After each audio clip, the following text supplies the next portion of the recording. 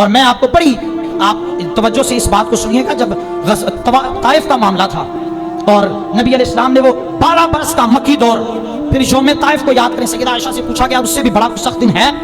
یوم احد سے؟ آپ نے فرمایا نہیں۔ پتہ کیا ہوا تھا یوم احد پر؟ اے سننا ذرا، اسی اسلام کے میں لے آئے، ہم نے کیسی قربانیاں دی ہیں۔ احد کے موقع پر نبی علیہ السلام کو جس وقت وہ تلوار لگی اور آپ کے یہ جو رخسار مبارک تھا یہاں پر وہ تلوار لگی اور اندر چلی، اور خود کی 2 کڑیاں تھیں جو آپ کے یہ جو رخسار ہے اس سے اندر چلی گئیں، خود کی 2 کڑیاں، اور ان کو نہ نکالنے کی کوشش کی، جس صحابی نے وہ دانتوں سے نکالی نا دانت ٹوٹ گئے، وہ کڑیاں باہر نہیں نکلی نبی علیہ السلام کے رخسار سے، اور پھر نہ جانے کس طرح ان کو نکالا ہوگا اور خون کا فوارہ نکلا۔ 3 دن تک حضور بستر عدالت پر رہے۔ کبھی اس سیرت کو بھی پڑھا ہے ہم نے کبھی، اور پھر نبی علیہ السلام نے وہاں طائف کے بعد لوگوں کو کہا یار میری بات سنو، میں تمہیں دعوت دینے آیا ہوں۔ ایک نے کہا اچھا تم ہم سے بات کرو گے، دوسرے نے کہا اچھا تمہیں ہی نبی بنانا تھا اللہ نے، معاذ اللہ، اور تیسرے نے کہا جاؤ جاؤ مجھ سے کوئی بدتمیزی نہ کروا لینا، معاذ اللہ۔ اور پھر اوباش لڑکوں کو لگا دیا کہ ان کی خبر لو، اتنے پتھر مارے گئے کہ حضور لولہان ہو گئے، اور آپ کا جو خون ہے وہ جوتیوں کے اندر جم گیا۔ صرف ایک بندہ جو آپ کے ساتھ حضرت زید بن حارثہ رضی اللہ تعالیٰ وہ آپ کے ساتھ تھے۔ وہ بھائی ایک بندہ چاروں طرف سے ڈیفینڈ تو نہیں نہ کر سکتا، ایک بندہ تو ایک طرف سے ڈیفینڈ کر سکتا ہے۔ آپ وہ وقت یاد کریں، اور پھر حضور علیہ السلام نے دعا کی، اور پھر بعد میں چل کر صحابہ کرام علیہم رضوان کا معاملہ دیکھنا، تب بھی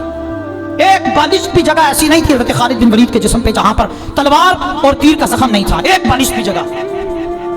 اقبال نے کہا صحرا سے نکل کر روما کی سلطنت کو جس نے الٹ دیا تھا، سنا ہے میں نے یہ قدسیوں سے کہ وہ شیر پھر ہوشیار ہوگا۔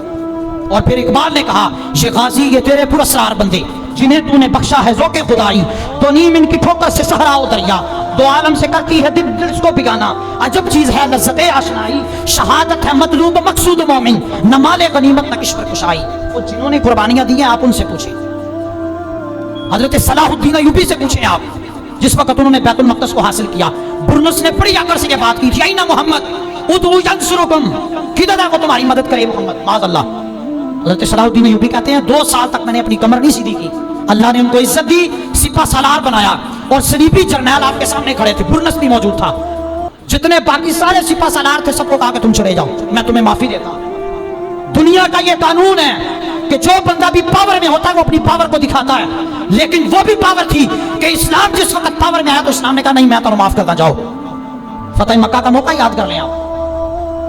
صلاح الدین ایوبی نے بھی یہی کیا، باقی سارے جرنیلوں کو بھیج دیا، برنس کو کہا کہ ہاں میرے سامنے اب میری تلوار کے وار کا تو انتظار کر، تو وہی بندہ ہے جس نے کہا تھا کہ اینا محمد، کہاں ہیں بلاؤ ان کو، میں غلام ان کا میں ہوں، کل کر میرے نال جڑی کرنی۔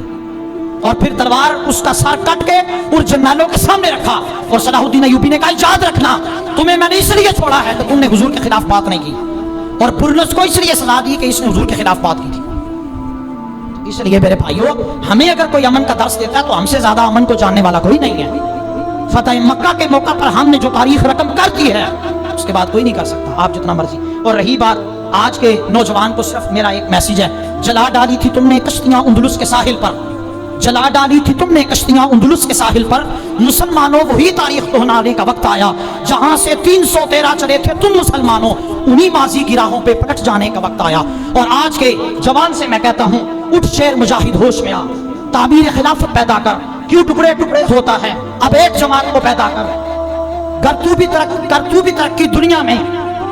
اسباب تجارت پیدا کر، قارون کی دولت ٹھکرا دے، عثمان کی دولت پیدا کر، اسلام کے دم تو بھرتا ہے، کفار سے پھر کیوں ڈرتا ہے، شاہ تو اسلام کا نام نہ لے، شاشوں کے شہادت پیدا کر، اور دل سے یہ کہہ کے آ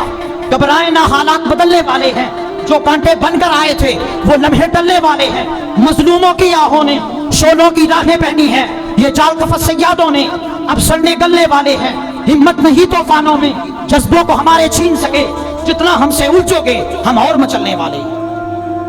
لہذا اپنا دھیان اپنی توجہ میچ سے کچھ وقت کے لیے نکالیں اور یہ سوچیں کہ جن قربانیوں کو دے کے ہم نے اسلام خریدا تھا وہ قربانیاں کدھر گئی 1450 سال سے لے کے اب تک۔ اور رہی بات اب سارے لوگ باتیں کرتے ہیں نا سیاست کی، اے میری گل دھیان نہ سننا، اے مسئلہ سیاست کا کوئی نہیں جائے گا، یہ مسئلہ سیاست کا نہیں ہے، یہ مسئلہ صرف اس چیز کا ہے کہ کسی طریقے سے ہم اسلام کو ڈیمیج کر سکیں بس، وگرنہ ہم لوگ بات کریں تو لوگوں کو سیاست نظر آ جاتی ہے، یہودی اور عیسائی بات کریں تو آپ کہتے ہیں واہ جی واہ کیا بات ہے۔